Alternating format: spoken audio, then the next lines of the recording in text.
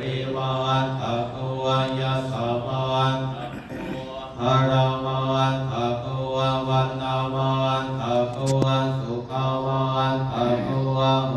ตุสังฆทาตุคารวะภพยาเมโสกาสันตุจุปันธมาอเนกอันตรายาปิปินันทันตุตเตยัญจะสาทยาเสียติพานังนาทังสุติภะคายังสุขังภารังสิริอายุจะปันโนจะโตสังโฆติยะทะยานสัพพัสสะภะวันสาตะอายุวันจะติยวะเสียติภาวันตุเตลิมินาปุจจกัมมินาอุปทายากุนุตตระจาริโยภะการะตัมมะตาปิตาจายาตตาปิยามะมังสุวิโยจันติมาราตาปุณภะการะราปิตาตมะมาราตาอินทาจตุโลกะมาราตเทวตายาโมมิตามนุตตะมัตตาเวริกาปิจา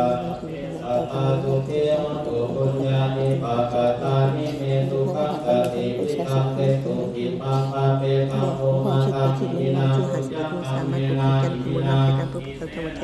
อิปังสุระเอเจวะตังอุปาทานาเตตานาเจตัตตาเนหินาธัมมายาวานิปานาโตมามังนาคันตุสัพพะทาเยวะตตะตะโตภเวอุสุติตังกติปัญญาตะเรโกวิญญาณินาภาระหมู่สามตำบลบ้านตะกี้เด็กวัดทุ่งบ้านคุณแม่อุดมวัดทุ่งแสงทุ่งทุ่งบ้านเป็นคนแม่ปกพระสัตว์พระแม่ปกศพพระสัตว์สิ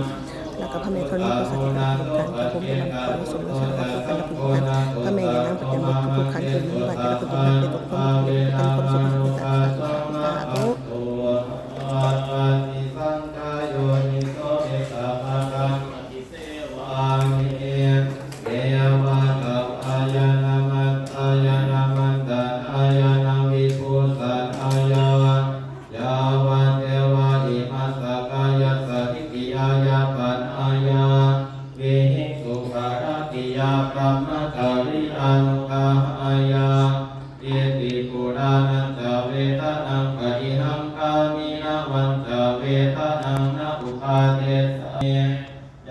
ตา